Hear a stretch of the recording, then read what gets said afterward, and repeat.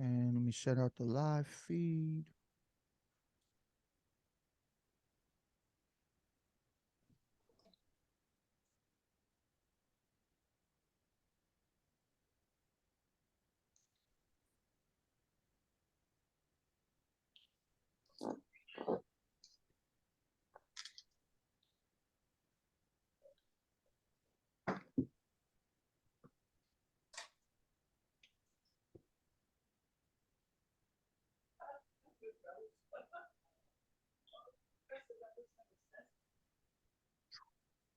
And there we go.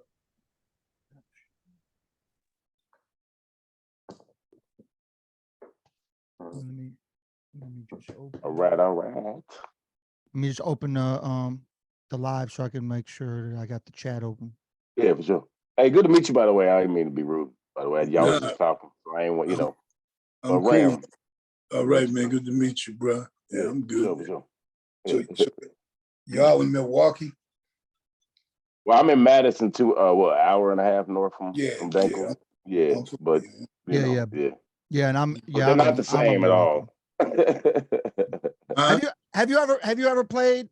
They're not the same at all. I'm sure you played Milwaukee. Have you played Madison before? Most likely, man. It's like, if you think about it, I mean, we talking about tons of shows in the past, 30 years. So I'm pretty sure at some point. Yeah, I mean, it's it makes sense. It's like the college. Yeah. It's a college town capital. So yeah, think about it. Like, there's not many places I haven't been, and that's started touring like in '92. You know what I mean? So once a player, I'm sure we've been there several times. Mm-hmm. Yeah. So everybody, welcome. This is Live from the Den podcast. Tonight we got special guest Big Shug in the motherfucking building. I'm your host Tayamu Denku. We got my family rambunctious, and we're gonna get it started, man. This is a beautiful thing, man. Appreciate you, Big Shug, for being in the house. Yes, of course, man. It's always an honor, man, because every day is opportunity, man. You know what I'm saying? So, I appreciate every time someone reaches out and, do these podcasts and interviews or whatever we're doing. Like, I'm always appreciative. So it's good with you. For sure. Thank you. Yeah, of course. Oh, I thought you was about to say something. My bad. Yeah, man. So yeah, man. So where did it all begin, man? Like you talking about touring in '92? I was about to ask the exact same thing. Yeah, because I'm like, can we go all the way back and come forward? You know what I mean? Yeah, whatever, man. Sorry, that good. Go ahead. So, I mean, with GANGSTAR, basically, I started rapping, man. You know what I'm saying, and putting it together like that. Probably when I was like 15, which was quite some time ago. I met Guru probably when I was about like 16, but we weren't rapping. We just didn't live too far from each other. Like, you went to the same house parties, you went to the same clubs. Like, I was the same age at the time. He was 16 as well. I'm sorry to interrupt. Yeah. Me and him were the same age. He's about 7. He would have been 6 months older than me, something like that. Okay. 6 or 7. But, you know what I'm saying? He, like with us, it was about in Boston, in order for you to get in the clubs, you had to dress up like shoes and shit and all that. So that's why we knew that part of the game early, about getting sharp like that, because that's the only way I don't give a fuck. You wasn't wearing sneakers or nothing. So we see each other at different clubs. And then most at the time, this was the height of our block parties and house parties. So back then, house party, pay $1 to get in. You know what I'm saying? You might get a brew or something for like $2 and shit. You know what I mean? So we be in there jamming hard. And he used to be like, back then we called it like GQ, because he dressed up all the time. Like, us, like I was from, more of a thug background. And at the time was more, we called ourselves hoods. You know what I'm saying? Because you were just these ruffian type cats from the hood type of thing. So we was called hoods basically. And he, Guru was shop all the time. Like, I mean, dressed always. his father was a judge, you know, so he was a first Black Chief Justice. So in the streets, we knew I was from Mattapan, he was from Dorchester, but in the streets we knew that this was the judge's boy. So that's what everybody always say, yo, that's the judge's boy. So it wasn't really nothing gonna happen to him, because like he was amongst all this shit, but we knew his pops was a judge, you know what I mean? So it's crazy how he would be intertwined with like us, you know, do at the parties and everything, but it's just the way it was. So if you fast forward a little bit, I guess he went to Atlanta to go to Morehouse. And then I went to Atlanta. I was going to play football actually at Fort Valley State.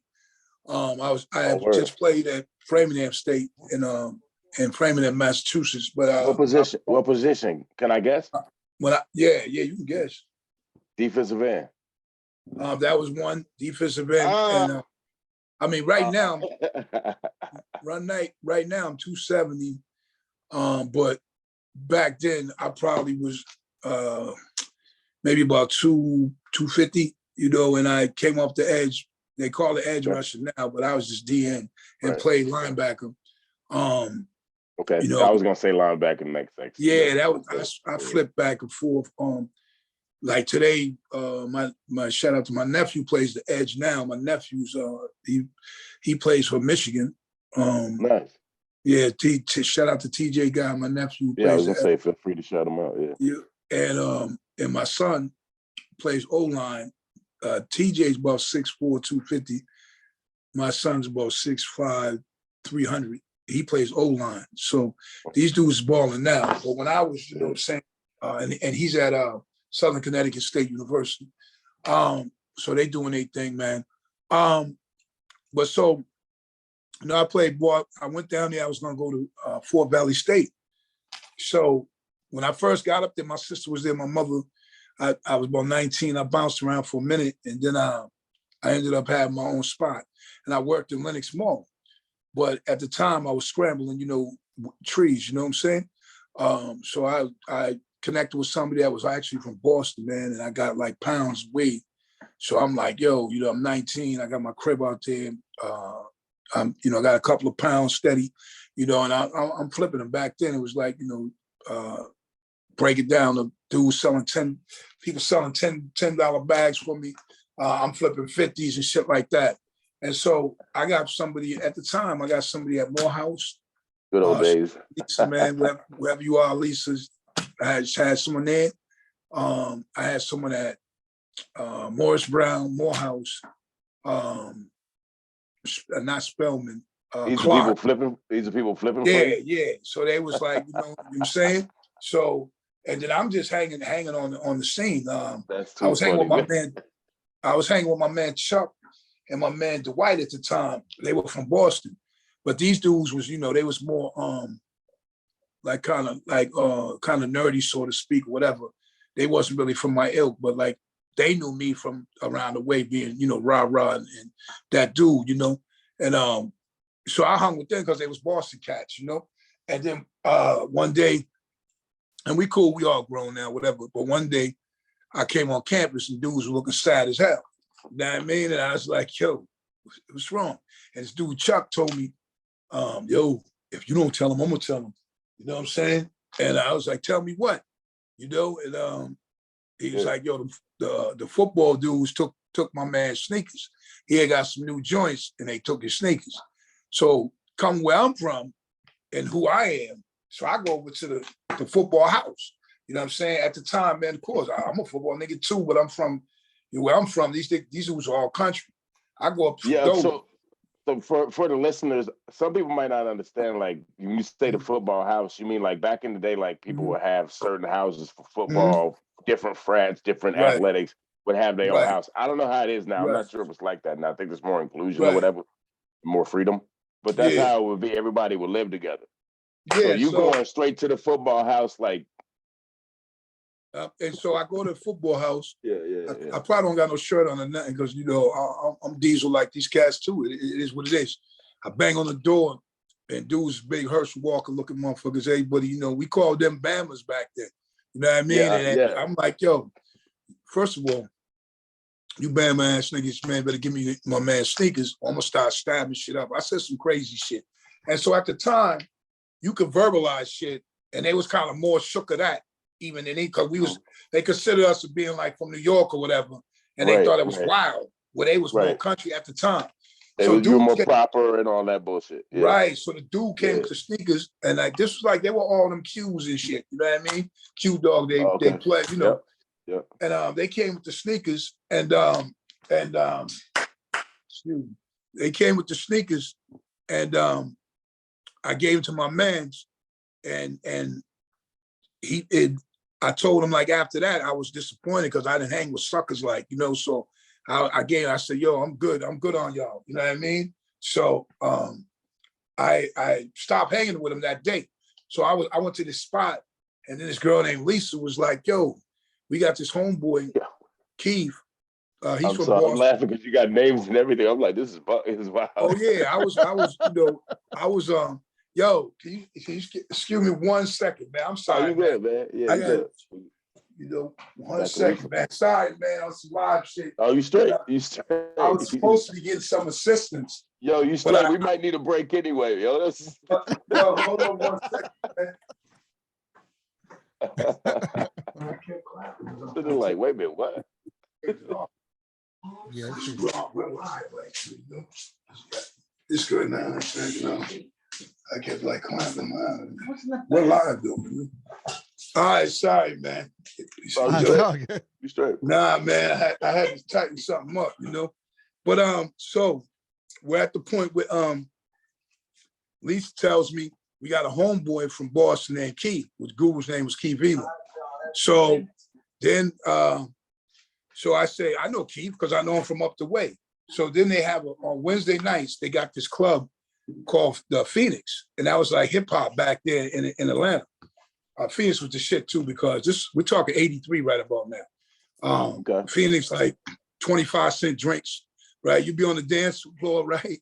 You be on the dance floor. I remember them days. There was a place called Mind the Binders in Phoenix, Arizona, where I grew up. They would have 25-cent beer nights. We would fill up the table with beers. Yo, peep this. So we'll be dancing. Then they'll say on the mic, 25-cent drinks, the whole dance floor clear out because it's for a moment. And then they'll say 25-cent drinks are over. Boom. Or so they'll say two for 50 cents. Like you know, they'll say something like that. The whole floor is gone. So you got lit. Needless to say, you got lit. So at the time, the song of the day, it was a hit, was Our Boys, New Edition. Candy Girl was popping. So that's 83. Oh, so you're cool with New Edition, is what you say? Yeah. Well, they younger. Cool with them. They from your neighborhood. They were younger, but we met a couple of members way back. Yeah. Bobby, because we would see him sometimes in our endeavors. But because Bobby was in the streets like that, so yeah, that song was popping. So I meet Keith that night. We see each other. Right. He's dressed up, and I'm, you know, whatever. And then he's like, "You want to smoke a joint?" Because he knew I was already. My nickname was Sugar Bear from Boston. Like that's the street name who I was. So he knew me already. I knew him. So we embraced. And I told him, like, yo, from that day, we smoked a little weed. And back then it was illegal. So soon we lit up in that spot. Here come the bouncers and all that. So we after that day, from that day on, we was like, we're gonna hang together like every day. I'm talking about from the first time seeing him, we hung every day for the rest of the time. Now, mind you, at the time, he's a senior. See, it's a deep story, so that's why it takes so long. But it's cool, yo. No, it's dope. You go as long as you want, dog. This is what we're here for. So he's a grown man in college. Like, so this is him as a senior. So he don't rap or nothing. I'm the one who's already rapping and whatever. So we start hanging out. He was on some sharp shit, so he only had these sneakers called Jack Purcell's. So was Jack he always Purcell, that fly dude like that, dressing like the way he did, setting trends like that? Yeah, well, he used to wear like suits and shit, and he was just fly. But me, I said, yo, throw some sneakers and shit on. So he throws on some sneakers, but he got Jack Purcell's. If you look that up, or Stan Smith's. I remember Stan Smith's, right? Those were like tennis shits, right? And I'm like, yo, what's up with them shits? right? So I'm hustling and doing my thing. So I take him to the mall to get Ewings. You know what I'm saying? Because Ewings was popping it. So I get him a pair of Ewings. I shave the boy's head. You know what I mean, right? And I'm like, yo, you know what I'm saying? And now he's going crazy because he's like, I got my man from the street. They don't even know this dude Sugar Bear is my man from the street. And now he's a senior in college. He don't even really need to like be bucking around with me, but I'm like, you know, doing my weed thing, whatever. They even invited me student union president, and I didn't even go to school. I was just hanging out there. But you could vote somebody that, so they voted me that, and I'm selling bags and all that, and we getting blazed. And I used to roast a lot. Snap, I'm legendary for snapping. That type shit. So people would buy they would buy bags and be like, yo, can I smoke with you? Because they buy it from me, but they want to hang because they want to laugh and shit, hang out. You know what I mean? This is real, like the crazy shit, right? Nah, I remember them days when we would sit around like that. There wasn't no phone to be in. Nah. So that's what we would do. We would smoke, listen to Goody Mob, whatever the fuck you listening to. That's my day, but good. And talk shit. Like these motherfuckers just wanted I'm making hundreds of dollars off these students, and all they want to do is laugh because I'm telling you, there wasn't a match when it came to roasting and snapping worldwide. So I'm just saying crazy shit. I know I'm laughing at my own shit, so I know how the shit was wild. So one day, I don't know, I'm chilling with Guru and I'm like, yo, we can do this rapping thing, you know? And I showed him like, you know, how, you know, what I was doing, but he couldn't rap, like, so he couldn't flow or nothing. I'm trying to show him how to. Guru couldn't? Nah, nothing, zero. Wow. So I'm showing how this works, how you rhyme to this music, how we keep on beat. I'm showing it, like I'm working with this dude like you working out with somebody in the gym, real talk. Mm-hmm. And he could sing a little bit, but I could sing, you know, that was my forte too. So so we came up with this kind of thing where we would rap a little bit and sing. So that was us at first. So we would just do it, having fun, sitting outside of Spelman, do our little routine. You know, the girls are screaming out the window, oh, y'all, you sound good, blah, blah. And then we go down to this part, Buttermilk Bottom. And we was doing it with our man, Tony Mitchell from Jersey. And this girl stopped by and she was like, yo, y'all sound mad good. We having a talent show up the hill. You know what I mean? We want y'all to be in it. But we ain't no group because it's just me and Guru rapping and my man Tony trying to sing a little bit. He couldn't sing for shit, but it kind of went with, you know, getting covered up with us because you could harmonize and do whatever, you know. So we went up there and it was almost like we performed. Yo, this shit was packed because it was some college shit, you know, dancing and all that. And then we got up and did our thing. And Guru used to do this little Body and Soul and this little rap routine we had. He sang Body and Soul. Take to this Natural High, which was another song we would sing. And then I sang this People Bryson joint, Fire and Desire. Or no, it was Bryson, People Bryson. It was People Bryson. And Fire and Desire. Is that People Bryson? Yeah. What? Which one? Fire and Desire. No, that was Rick James. But I did that later. Yeah. I did that later in my shit before we got popping. But that time you sing like Bryson. That? You sing like that, bro? Yeah. I sing for real. So that's you go back and look at some things, you'll see, like, right. But so when I sing that part, the shit erupts. We win the money and all that. We win this, and then me and Guru start being like, yo, we can be this little group. You know what I'm saying? Then Running Them was coming out and all that. And we was going over our routines or whatever. But now Real Life came on. So Real Life came, and he had to go. He was graduating.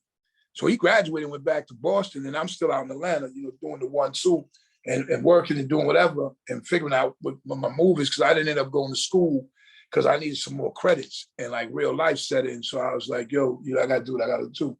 So I stayed down there working for a while or whatever. And then at some point, like, he was going on interviews for businesses and shit. And, you know, he was going to be in the business world. And I came back to Boston, and then we connected. And then now this hip hop thing was kind of taking off, and Boston and all around. So this is now what, like probably what, 86, 88, right? Now 84. Oh, still, you know, okay, still early. Okay. Yeah. So once I get back, like you're doing stuff like literally it's brand new to people. Like we're in shows, we're in mad talent shows. We even did some lip syncing shows to get the bread. So we used to do a lip sync. But see, people make sure people understand that wasn't a bad thing back then. Oh no, now listen, it was something people did. Did. It's different. So, it was a different standard. It was hot then. So and we figured that's how too a part of us getting in front of the audience and letting people see us. Because every time at the end we won a lot. Every time at the end we did, when they would say, "Hey, the winners are so and so," we would do our routine from our real shit. Like right after every time. Oh, see. Boom, so we start, and we used to always shout out to Run DMC because we used to always lip sync this song called Daryl and Joe from their Rock Box album, right? Y'all do any Fat Boys? Y'all do any Fat Boys back then? No. Fat Boys my shit. all we did, that was our shit too. There was a club called Lansdowne back in the day, and that's where we would see all the hip hop shows. So Run DMC, Fat Boys, Dougie Fresh, and Slick Rick. Everybody we saw here, even some house shit, Colonel Abrams, others. But so we come back, we're doing parties, we're doing talent shows. A dude named Brooke Payne, the choreographer for New Edition. I knew that name sounded familiar. I've heard this before. Okay. So he had a group back then. I think they were called the Dramaticians. So they were in a few talent shows against us. So we was in a bunch of talent shows, and we started getting real with this. But now I'm writing Guru's parts and my parts, and we're getting shows like locally. One time I knew this dude Eddie Petway, rest in peace. He was putting on this talent night thing, and the winners will get taken there. You submit a tape. The winners will get taken there in a limo, and then he comes in a limo, and it's me, and he know me from like the street, like, yo, what's up? But then we had that rap thing, so we used to turn out the local clubs. People coming up to me like didn't know, they knew me from the street type shit. They didn't know it was rapping shit, and Guru, was my man. So now we're rocking everywhere, but we really don't got no group. We're Keith E and Sugar Bear. That was us. Guru told me one day there was this dude that had beats, music that we could rhyme to. And I said, he said, well, let's go over there. So we go out of his house, John Johnson, shout out to John. John's like, we go to his house, and he has a studio in his house. This is brand new. Now everybody and their mother got a studio in the house. But I mean, back then, we walked to the kitchen. That was rare. Yeah. Oh, yeah. We go through the kitchen and see all the family members and shit, you know what I mean? And we go into the studio, right? And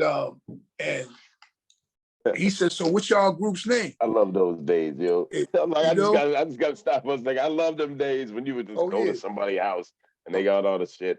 Because I mean, even though I'm younger, even, Tascams and shit, 4-track, you know what I mean? Shit like that.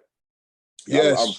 I'm sorry. No, it's cool. It's cool. So then we go in the crib, and he says, what's y'all group name?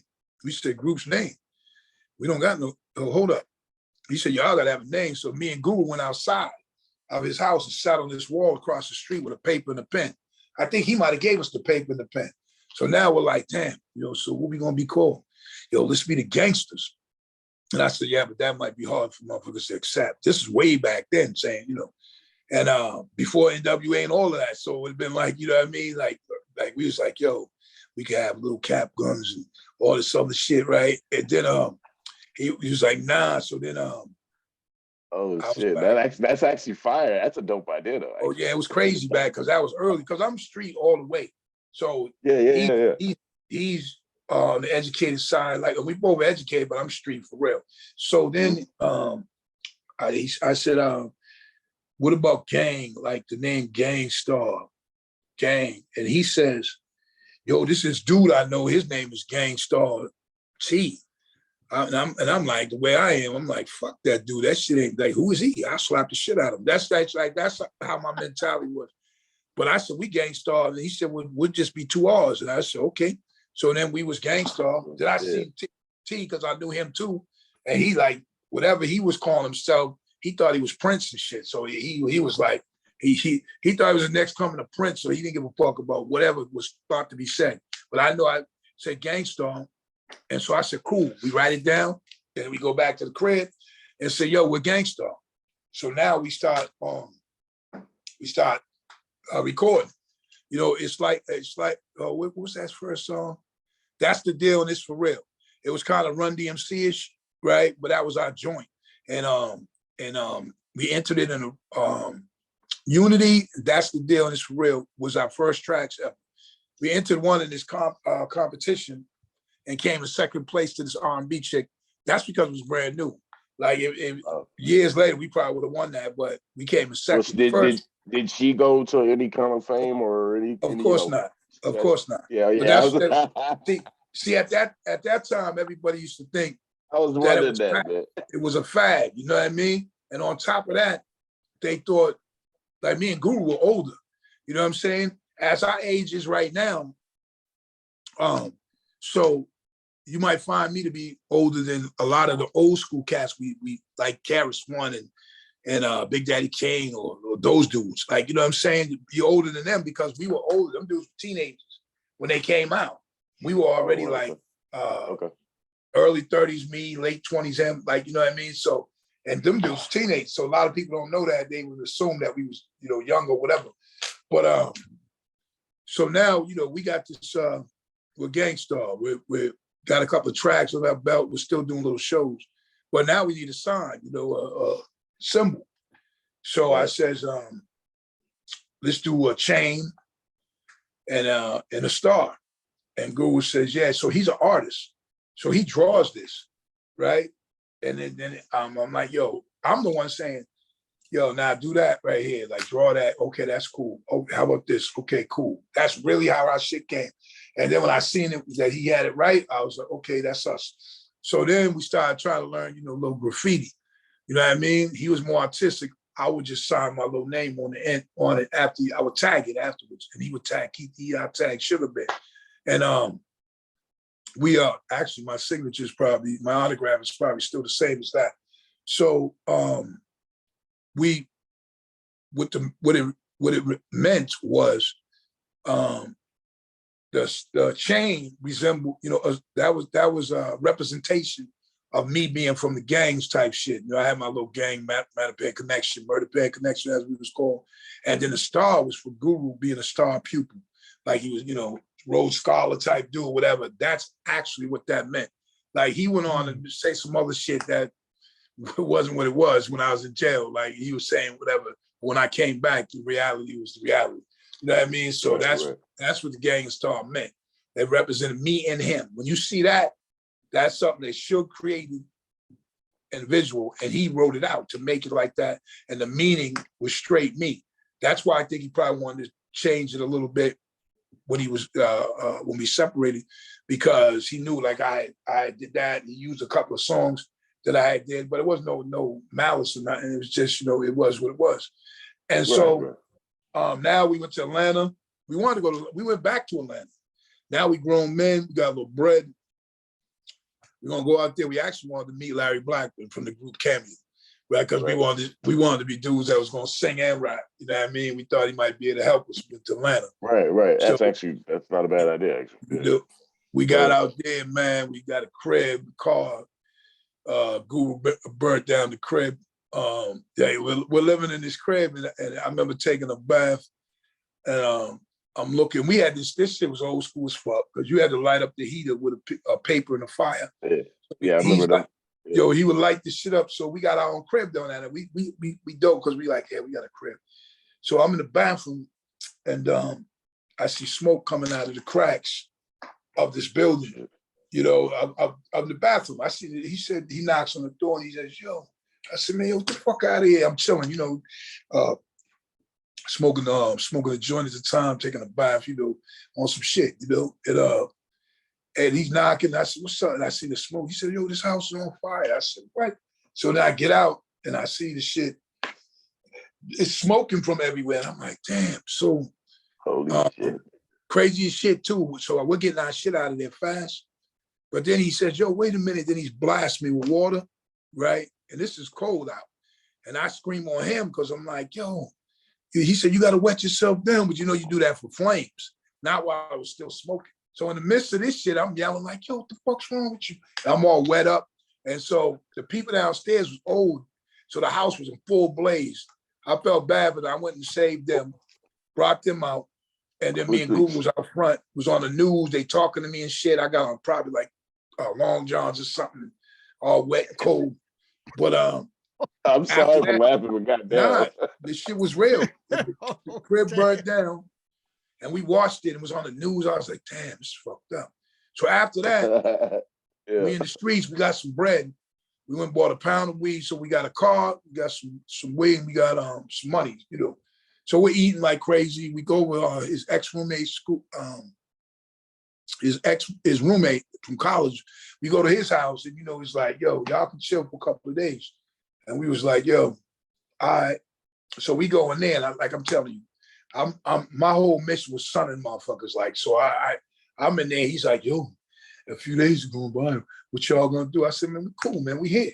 You know what I'm saying? So like, it's putting pressure on him because his roommates like, what they gonna do? But he's fish cakes, so he ain't gonna say nothing to us. And I'm in there like, we smoking, eating shit, cooking, right? He like, well, so to the point where his roommate left.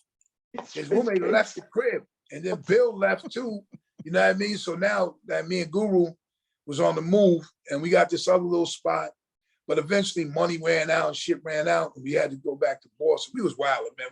We used to hang out at a strip club and we had a couple of girlfriends there and that young shit, man. And you know what I mean? We was wild, man. But eventually we had to go back to Boston. And we went back to Boston as grown men. That's when we took shit more, you know, even more serious. And we started, you know, writing a lot, doing a few shows. And this was at the same time that the crack epidemic came, you know, the crack thing started. And no bullshit, it's an open book. We hanging, but I started fucking with that. And we're still doing shows and shit. And we're doing shows and getting money. But I'm taking most of the money, you know what I mean? Because I'm like, yo, this is me. Y'all take this. We had a DJ. My brother was our DJ for a month. And then he'd have equipment. The dude came back, got his equipment. He probably smoked that up too. That dude, it's my man now. He's rich now, that same dude. But anyway, so then we had to get this dude, Mike D. So Mike D was our DJ. So Guru was kind of bugging out because he's like, damn, Sugar's in the street, hustling, getting high, doing all that shit. And he felt like I probably wasn't taking it serious. And he sold himself out to his people because he went to college all these years and he told him he's going to be a rapper with me, which his father thought that shit was crazy. You know what I mean? I was wondering that. Yeah, right, being a judge. Oh, yeah. He thought I forget, did he already say, what did he go to school to be? He took business management. I think it was business management. Okay. So he just was doing the business world. But crazy thing too, a part I might have missed was when he told his father, I'm gonna be a rapper with this dude Sugar Bear, Pops was cuckoo. He was like, what the fuck are you talking about? I spent all this money for college and you told what's his background? Isn't he like West Indian? I don't know if you know him or I don't, you know, but who his father?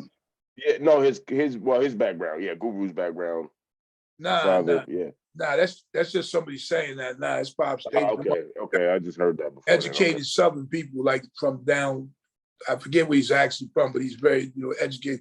The whole family is astute and educated people. Okay, yeah. So there was an expectation. That's what I was getting at. That's why I was wondering what culture. Yo, these motherfuckers had to do a presentation every Sunday at the dinner table about some kind of whatever happened that week or something, or read something or whatever, every Sunday and dress up. This is what Guru told. And plus, when I first ever went to his house, a whole bunch of like undercovers, man, zoomed up on me. I said, oh shit. Because I got on the Kango, Mad Jewels on, you know what I'm saying? Pops the judge, right? So they like, hold up.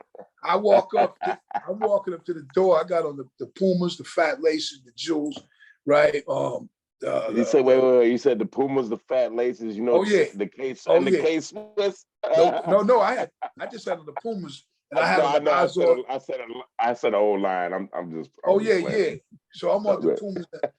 I'm b-boyed out, my whole style, right? And then as soon as I touch the grass, these motherfuckers come out of nowhere. Boom, boom, boom, boom. Then they said, don't move, whatever. I'm like, yo, what the fuck is this? Then Pops comes out and goes, oh, that's Sugar Bear. That's my son's friend. And he was like, yo, that's cool. Then I go in the crib and they got a grand piano, a baby grand piano in the living room. I'm seeing all kinds of crazy shit. I'm like, yo. That's wild. You know? And then Guru would always be like, yo, we ain't rich though, but I'd be like, yo, that shit ain't what I am. You know what I mean? I'd be like, yo, so needless to say, you know, I was part of the fam at that point because they was trying to see what was going on. We had to perform for his parents. I did that for him though. Because when he came to me and said, yo, I want to see what we doing. And I was like, man, I'm not doing that goofy shit. You know what I'm saying? He was like, yo, you got to do it for me. So we performed for them. And they actually, you know, gave it up. You know, I don't think they knew what was going to become of it. But you fast forward, I ended up going to jail and Guru, right before, when I was getting deeper, before I went to jail, Guru came to my crib and left me a long note in my mailbox. And he was like, yo, I got to go. I got to make it. You know, this is going to happen. And, you know, don't try to look for me, you know, some point we'll get right, whatever. And I just looked at it and I was pretty sad when I read it, but then I was in a life, man. You know what I'm saying? I'm guns and drugs and everything but rock and roll. Like I'm out there, man, you know? So, you know, eventually I got locked and then he was moving up a little bit. And I remember being in jail and I was working out and dudes was like, yo, you come in, man, because they knew the story. And they was like, yo, your boys on TV, actually. They was like, yo, Duck Boys on TV. You know, they clowning this shit, right? So I go in there and then it's the Manifest video. And I'm like, oh shit. Like this dude was really like, you know what I mean? They playing this shit. Then I see them with D Barnes on what show did she have? Shit. I forget the name of the show too, yeah. It's rap something, whatever. But I was like, damn, this dude. And so he wrote me a letter and I used to write letters to him. But sometimes they were threatening though, because I was like, yo, motherfuckers is doing this shit. This is my shit I created, whatever. That's how I felt, you know what I'm saying? But at one point. Okay, so y'all had a feud at some point about it. I mean, not really. Like what it was me. Like I'm the one, you know, the dudes probably had fear at the point, you know what I mean? Because I'm like, he knew me for real. Like dudes around him from there and all them they was all young. They didn't know like this grown man dude that is talking about, yo, when I see you, this and that. But you know what? When I got out, I realized, man, yo, if it's meant to be, it's gonna be. So we connected eventually. I hadn't seen him for the whole bid was about almost 3 years. I hadn't seen him that whole time as he ascended. And you know, this is how life works. We had always said if we broke up and one of us made it, then we'll come back and get the other one. You know what I mean? So that's what he did.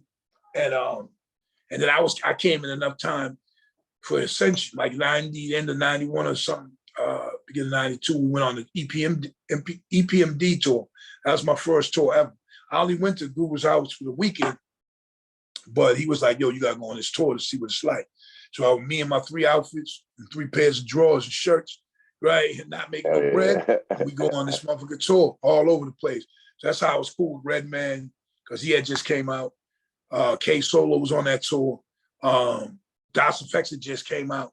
It was huge. Redman and K Solo were just kicking it together today for their birthday. Oh yeah, I saw that. Aries gang, by the way. Aries gang. Yeah, I shouted them out too, because I'm like saying that was my first tour ever. Yeah, and that was all of us battling behind stages and freestyling and growing, you know, right there. That was all of us, you know. So and it was crazy too, because back then Das Effects, each one of them dudes had their own bus.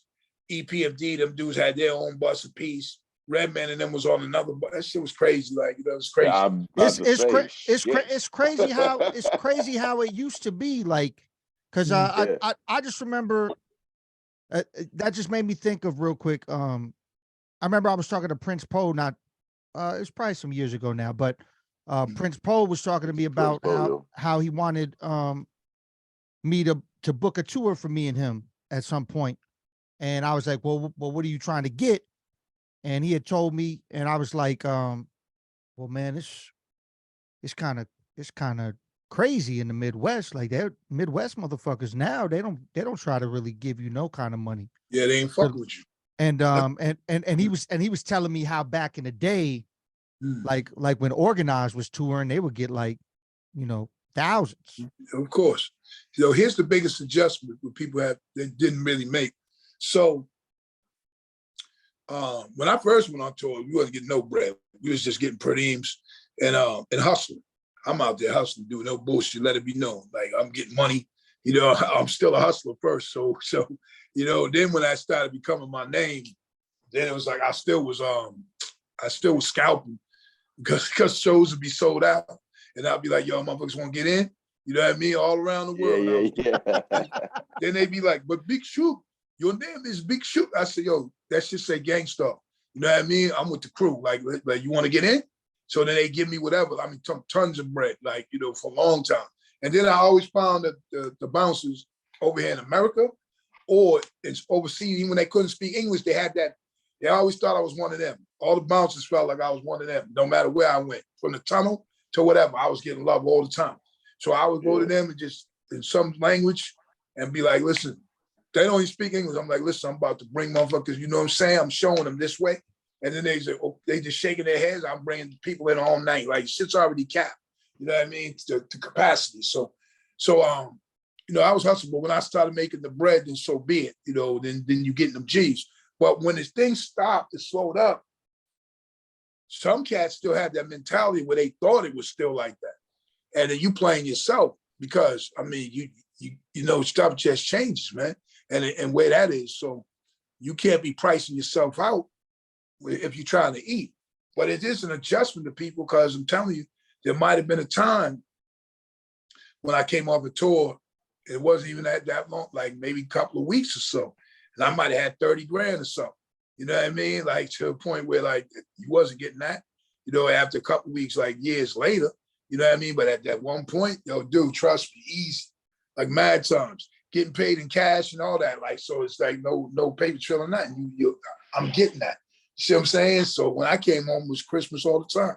You know what I mean? But then people mentally, you got to know how to adjust and survive. My man Fat G had told me once that you got to go back. Sometimes we were forced to go back to who you were before. You know what I'm saying? When I came into the game, it wasn't like I was some poor dude that didn't have no sense and no brain. So, you know, you go back, you know, and get money and you ain't got to rob and kill nothing, but you can get yourself back, you know, going. So, and I would see dudes too, like here's a good example. So the House Effects was huge, like I told you right there with the buses and all that. People screaming, motherfuckers spitting in the crowd, when you know, all that shit, like, you know. And then we did, fast forward, we did a tour in Japan. So they were going on last because they still feel like they House Effects, right? Yo, after GANGSTAR would rock, everybody on stage, everybody in front of the stage was gone. I'm talking about like all doing whatever else. So then after 2 shows, them dudes was humble. They was like, yo, we're gonna go on before y'all. You know what I'm saying? Because you know, you see what it is. You know, I'm talking about, dude, for real. When we were finished rocking, them dudes would get up there and then riggedy row, ain't nobody there. You know what I mean? So dudes start seeing it. And plus they were on a van. Now they were on a van. I'm talking about a van. And we in this big ass tour bus. So it just shows you how you know what I mean, how shit flipped like that and the times changed. But we were always stuck. I mean, GANGSTAR once did a show in Europe, in Holland. The shit was packed, sold out. Busta Rhymes did a show the same day. There was nobody over there, right? Very, very small crowd. That's because that's the weight that GANGSTAR had built for years over in Europe. You know what I mean? So it was always powerful, like, you know what I mean? So, you know, and here we are, man. I mean, still me and Premier still pushing the legacy, man. And hey, you know what I'm saying? Yeah, man. I think we lost him first. I don't know where he just went. Probably went outside. It's too much shit. He probably said, I'm going. You know, So the initial Premier meeting. So Guru was working with Premier when you were locked down, right? And then what was your initial meeting with Primo? I mean, when I the way things work, so I moved into this rooming house when I got out of jail. So I used to fuck with this dude Ansel, no bullshit, and we would he had a little keyboard and microphone and shit, so it would give me to flex my shit. Like I'm like, oh shit, I'm feeling this again. So he got a couple of he got a nephew named Damo, and then there's another dude named Smitty, and they coming over there. And they was like, yo, Guru, you was our man. They told me about that stuff with them rocking with Guru when he first went to New York and all that. And they had the wrong information that Guru and Mike D started the group. And I was telling them like, yo, I tell you what, you believe that? Okay, so tell Mike D that Shug's home. You know, I just got out of jail, right? That's all I had to say. Tell him Shug's home. Once they went over there and told him that, then they came back apologizing to me, right? Because they're like, damn, we didn't know, man. I tried to tell you all, but it's all good. So now, for some reason, about a couple weeks later, GANGSTAR comes to Boston, Guru and Premier, at this place called the Hub Club, I think it was. And it was nice and smooth and GANGSTAR. I somehow called Guru and right before that, and he was like, yo, we're gonna be in Boston, come down. So I came down, man. I was still fresh out of jail, looking like full force. You know, I had the like S-curl and the muscles and shit, and little tank tops, little baggy pant joints, whatever. So, and I freestyled that night. First, that's when thinking of man, sometimes I run slow, sometimes I run quick or whatever, that joint. And excuse me, then he put the mic in my in my hand. I freestyled the first time in years. Like, and I was like, oh shit. But it felt good. And from that point on, I met Premier that night because they drove up. He had an MPV. So he drove up, Guru drove up. So I met him then. And from that day on, just like I said earlier, we started hanging again. You know, like never, the first of that night we was together for hours, like we had never like left each other's side. Then stuff progressed. I started going to New York to record. J. Rue had a fly, J. Rue the Damage, shout out to my brother. He had a fly ass demo. I was starting to make my demo.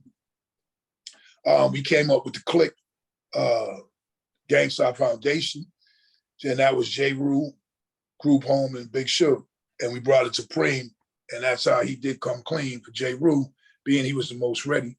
And then he did the project for Group Home.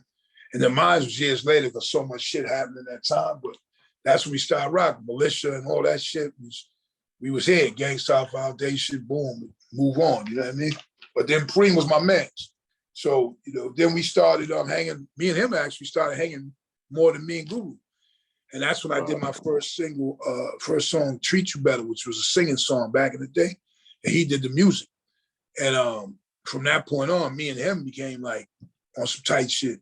So from that day to this day, you know, like obviously I'm really the last man standing from GANGSTAR because it's me and him. You know, Guru, rest in peace.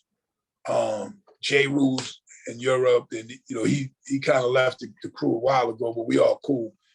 Same thing with Dap and Malachi, they left the crew a long time ago. So it was just me and Premier for like a lot of years, you know what I mean? And now we had friends and shit and fam, you know, Phillies and other groups, you know, people hanging out with us, you know, MOP, Freddie Fox, Smoky Knuckles. You know, we had cats in the circle like that, Forbidden, Stacks and them, shoot, everybody like so and NYGs and all that.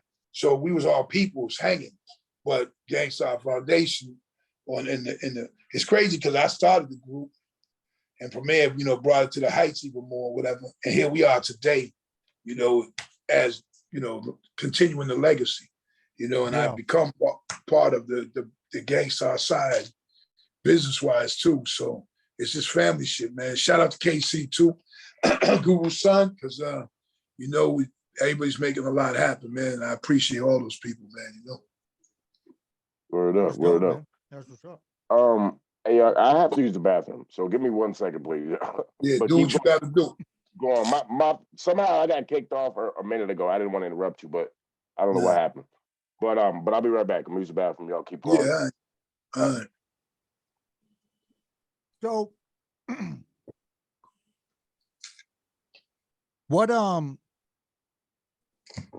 what do you think? Like the early GANGSTAR records, did like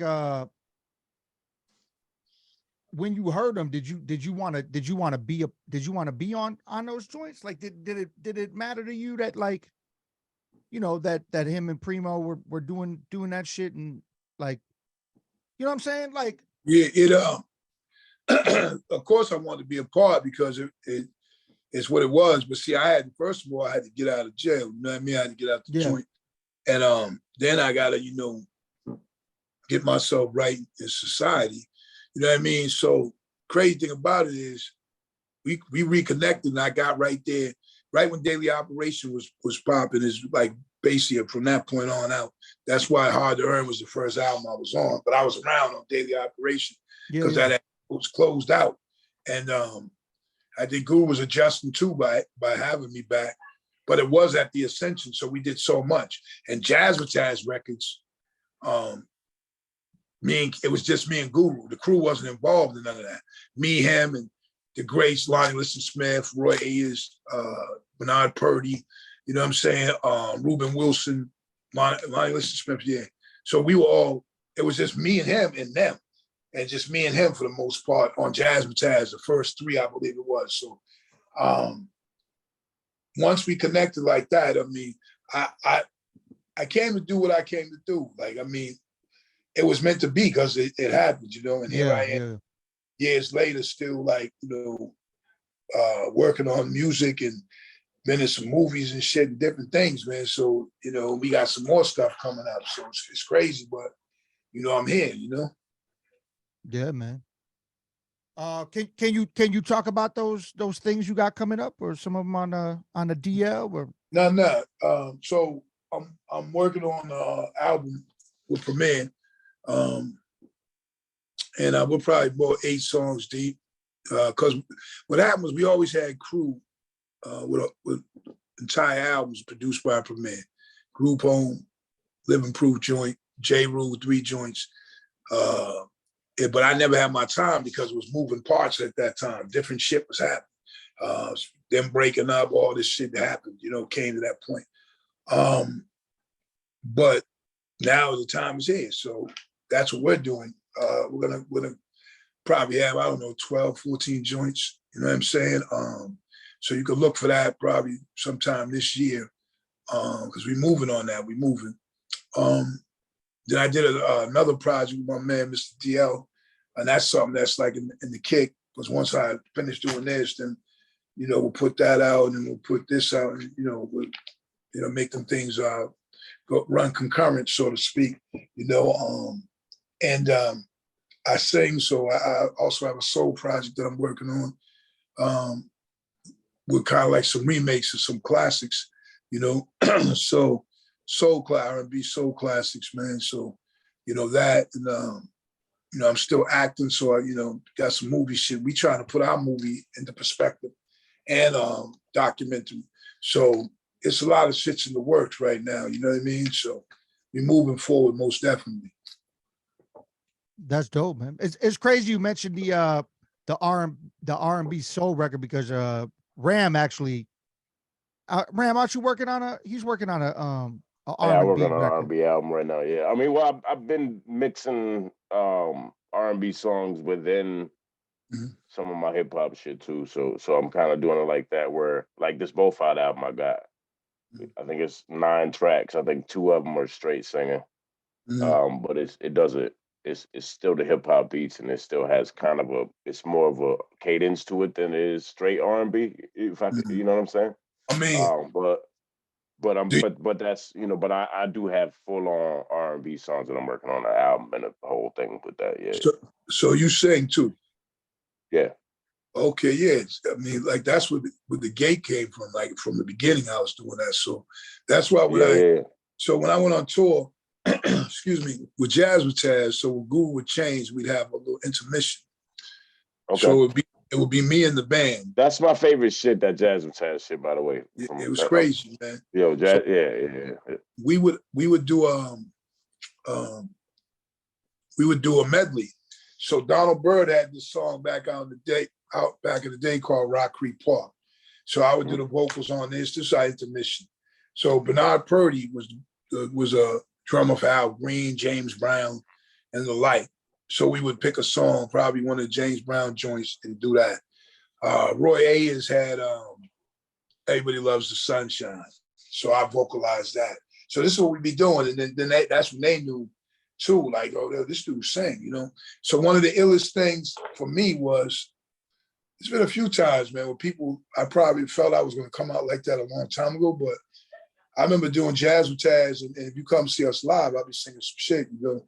And LL was there one time, and he was like, damn, man, you should fly. Then, you know, the shit people say as you move on, oh, we got to do something together. But this is over the years. So you heard that of me. Ice-T said the same shit, like, oh, this shit is fly. LV, who was saying, LV, Julio, you know, so these people, if you were privy to come to shows and shit, I let them vocals out like that. Me and Preem would do some shit with instrumentals and all of that. So, and then I would sing more on the Jazz with Taz tours. But I came up like that, you know what I mean? So it was always a part of me. And now that, you know, as we live, man, we got to do, I mean, we got to do what we want to do. Like, you know, like life is fledgling. Like, it's like nothing's guaranteed, no days, man. So I'm not trying to follow suit or nothing. I want to do some shit, like, and, you know, and if you have that ability to rap and sing or whatever, then you got to do it. And that's how I do it all, right. Yeah, I mean that's what you when I sent you the beat for the joint that we did, you said you was feeling the beat, and you actually just sang a hook on it. Like I didn't even expect it. You know what I'm saying? Yeah, there's a few people. There's quite a few I'll do that because it's, you know what I mean. It's like let me do this, and people tell you if they go to Shug show, you're like, oh shit, because I'm like, it ain't motherfucking somebody trying to sing or whatever. It's somebody who's really singing, right? So therefore, you came to the show, you're like, yo, he hit the hardcore shit.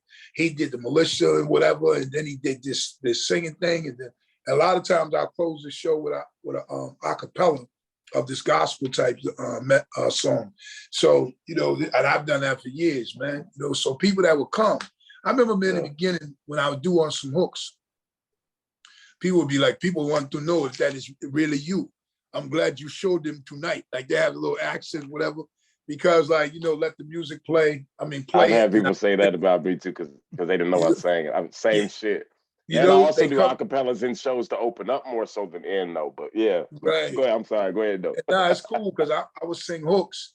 Yeah. And then when they see you live, then it's like, oh shit, you know, that's you. And I said, yeah, man. You know what I'm saying? So, and plus for me, coming through was more WWE. What I meant is because I was this big dude, motherfuckers was like, I used to have fans like scared to like say, is that Big Shug? You would hear them whispering to the side, like you just gonna slap the shit out of them or something. So yeah, I got that same problem, you know what I'm saying? Like, you know what I'm saying? That's how it was, you know. I mean, I'm just playing now. It's cool because it would be wild because I mean, I didn't even carry myself like that. It was just songs. Yeah. And then a lot of times people would have some hard songs, so to speak, and then they would meet them and dudes like 5'6", whatever, you know what I mean? And me, you know, you met me, I was 6'3". At the time, probably like 280, 290 something. You know what I mean? I'm 270 now, but I remember, man.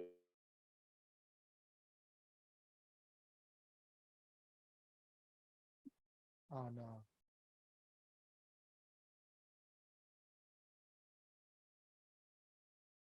It's Tupac, but it was a group called Jade. It was Silk. Yeah, I remember Jade. Yep, yeah, Silk. It was all types of shit. I still listen to Silk. What we talking about?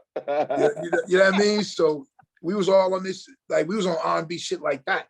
You know what I mean? Yeah. So because he had Trust Me was a top single with India Davenport singing on it, and No Time to Play and all them shit. So we was on mad R&B shits. So I remember hanging out with them and Lennox Mom, that I was singing this shit, and we was all just chilling. They was like, damn, that shit'll be dope because you can sing and you're big, right? Because they be like, they used to say all of the R&B dudes was little. You know what I mean? And they was right. Yo, rest in peace. When I met Levert, Gerald and his brother, I was on the elevator, I was like, damn, them dudes was easy. They look big as hell, but them dudes was easy, like 5'5", 5'6". You know what I mean? Ooh. Yeah, them dudes was short. Shit, I would have took them for, because they, you know, they were wider, so I would have took them for 6 foot at least. Nah, them motherfuckers was short as hell. I was on, hey, yo, I was on the elevator and was like, man, you know, that's when I would see mad niggas, and you know, even Tupac, he was short as hell too. So I remember Pete this. So Tupac was what, 5'9", 5'10", something like that. Nah, he wasn't even that. Like, dude, he might have been 5'6", 5'7". You know what I'm saying? He wasn't tall like that. Yeah, bro. Oh, check it out. See what this. They gave him that NBA player height then, because when you go look it up, that boy was nobody's 5'9". He might have been like Google was 5'8". The dudes around the same height. Like yeah. So if that. That's wild. I remember getting on the elevator, and it was me, Gerald Levert, rest in peace, Tupac, and Gerald's brother Sean. Like all of us on the elevator. I'm a giant on this motherfucker. We all talk. Where's this at? One of those festivals. I can't remember exactly, but okay. This was the scenario on the elevator, and I'm like, and I never was like, I'm in the mix with cats, man. So it ain't like somebody starstruck. We rocking too. Yeah, no, it's regular shit. So regular shit. I remember, man, after doing one of them shits, Stevie Wonder came up to me and said, "Man, I love your voice. You sound great." To me, that was dope as shit because you know he had to be listening. It was a thing called Impact that in 1993 they used to have it at Atlantic City, with groups coming out with new music, and we was doing the Jazz thing, and Wu-Tang was there when they first came out, all 9 of them brothers in one room, right? The whole shit, like we was, you know, and that was like a lot of times I would get to, you know, get to flex a little bit. One girl, I said, Lil Mo. So first tour, Lil Mo that was messing with Ja Rule, that singing and stuff. Yeah. So first time she ever went on the roads with us, Jazz was at. So Guru Guru had auditions for some singers to go on tour. So with Stephanie, shout out to Stephanie and Lil Mo. At the time, Lil Mo, she might have came to the audition kind of dressing a little dudeish with a little boy type. You know, she had little pants broke down, whatever. And they sang. And he said, yo, I'm gonna take the girl Stephanie.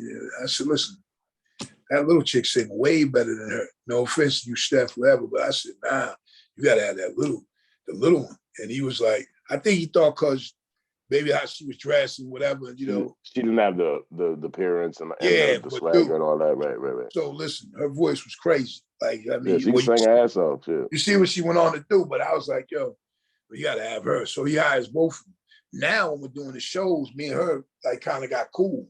Like, so we were kind of like fam on tours, and I was like, yo, she would get dressed just like Guru and be like, yo, I'm gonna wear this tonight. I'm gonna wear that.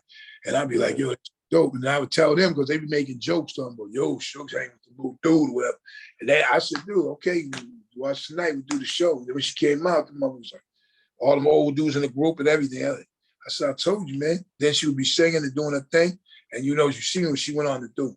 And she would talk, I mean, she was so talented playing the piano and all this. I knew. I tried to go to Guru and never say, listen, this girl right here, man, she ain't just singing. She can play and she's dope. But dudes were in their own, sometimes a little ego thing.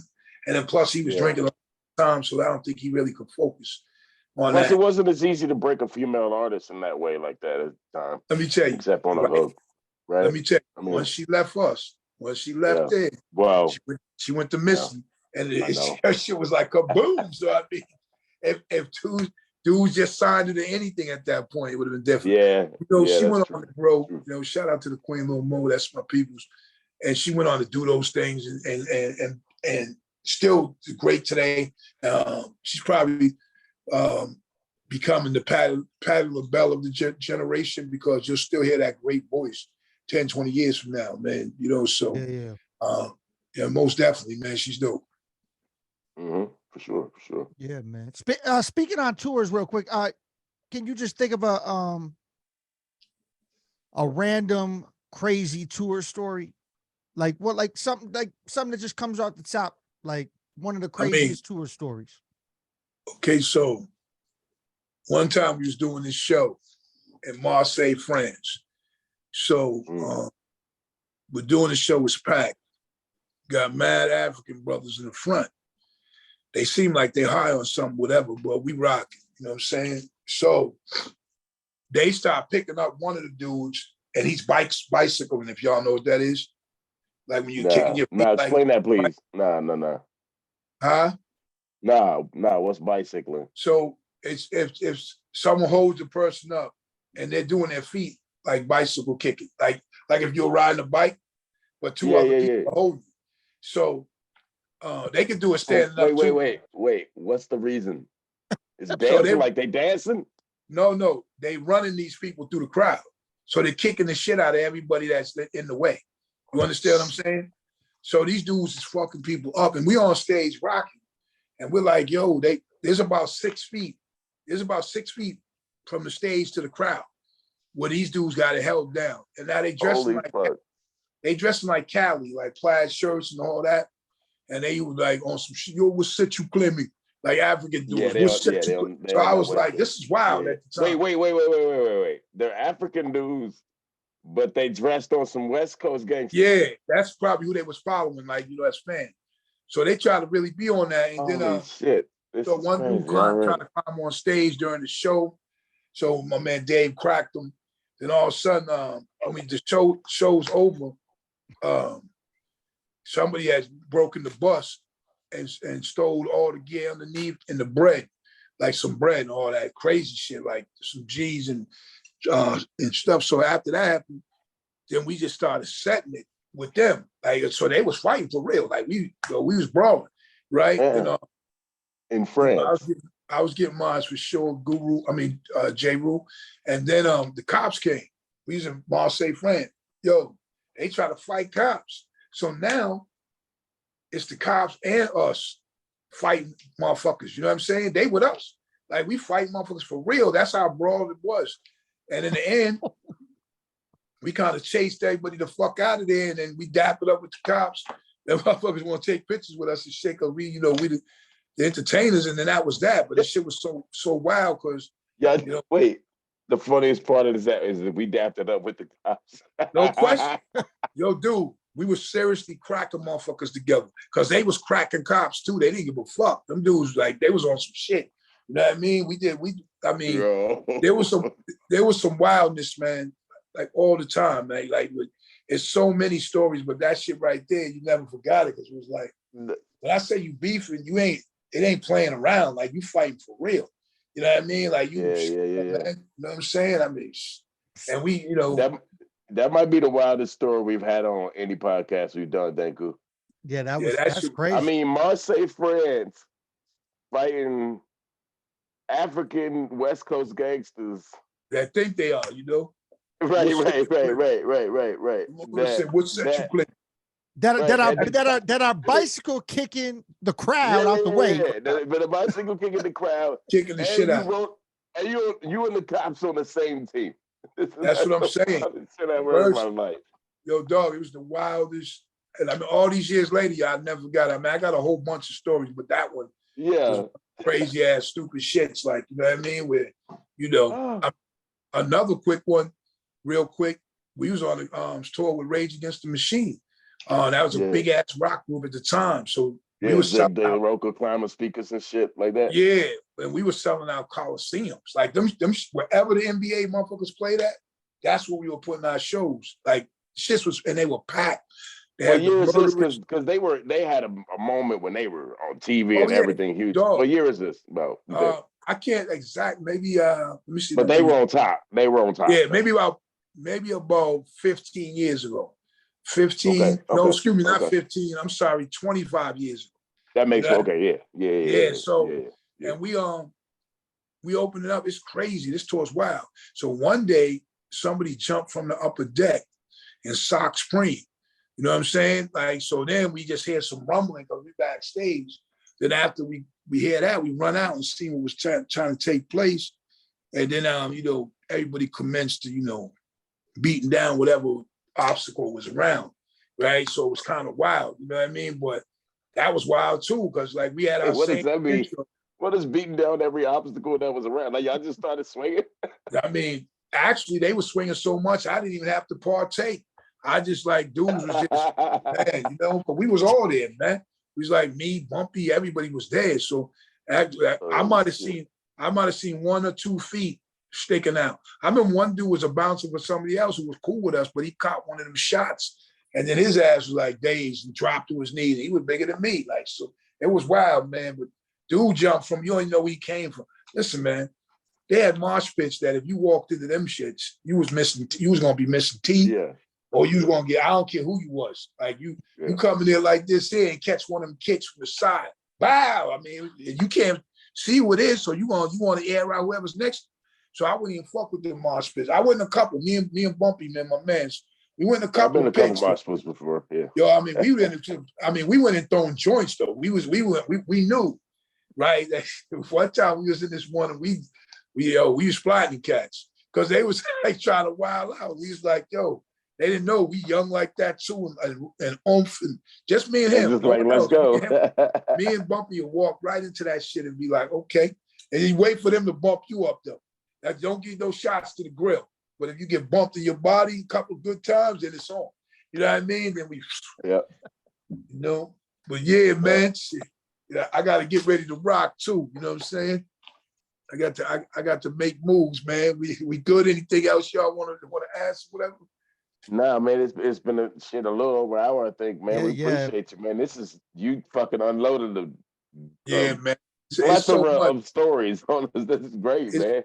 It's so much, man, with me because it's just, man, like I said, these movies and shit coming out and stuff like that where people really see what this was and what Shug was and you know have appreciation for the history of this shit. You know what I mean? Yo, when those come out, man, we would love to have you come back and promote it on, and fuck with us if you want. Yo, we talking major shit with this shit. So yeah, I come back and promote.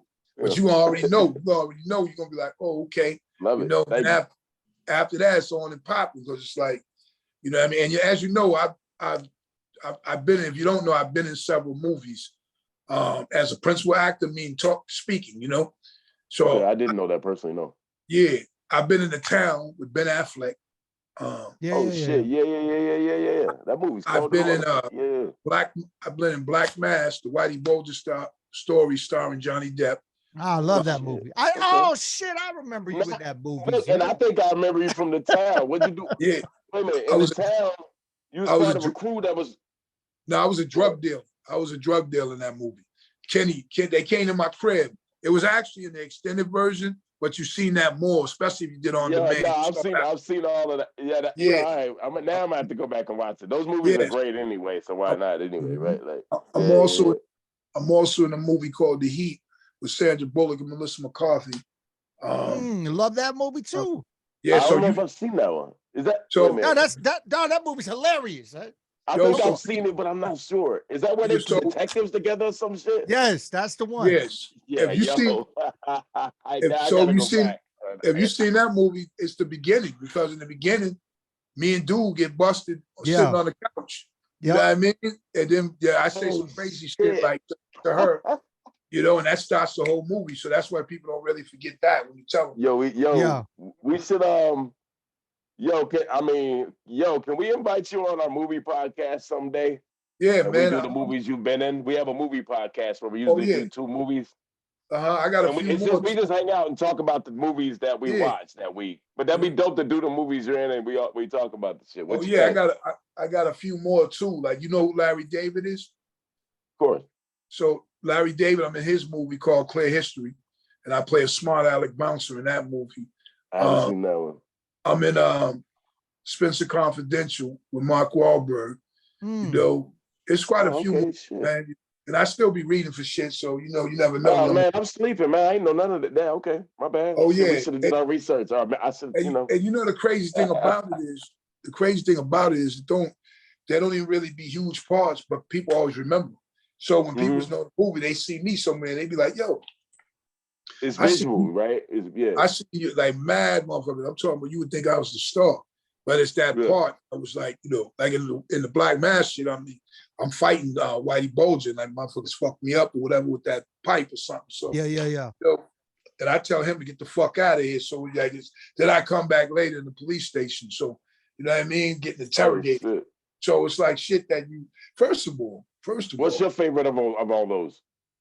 In terms of what you worked on, not necessarily the movie itself, but what you worked on. What was your favorite, or who, or what made? You know what I mean? Like the Whitey Bulger one was like probably one of the top. Number one, because you with Johnny Depp. Number two, because when we did the scene, like every movie I get to say something. So like I'm talking about outside of what I'm gonna say in the movie. So when he first came up to me in my scene, they was like, yo, he's gonna punch you and then you're gonna fall to the ground. And I said, listen, ain't no way little ass Whitey Bulger in real life was gonna punch somebody my size and gonna fall to the ground. That's just fake. That's fake as fuck. So yo, that's the kind of shit we be talking about on the movie podcast. That's so I told him, yeah.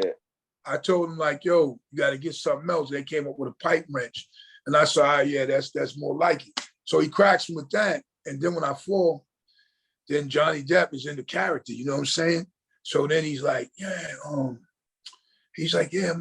fuck you, and then he pushes my head, and when he pushes my head, it bangs off the concrete. You know what I'm saying?